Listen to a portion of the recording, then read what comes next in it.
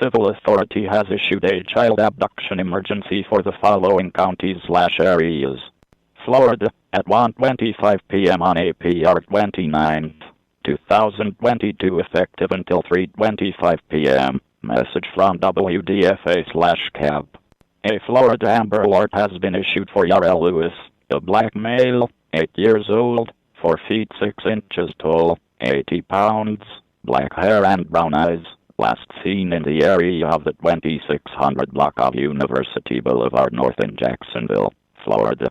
The child may be in the company of Terrell Lewis, a black male, 5 feet 9 inches tall, 150 pounds, bald head and brown eyes.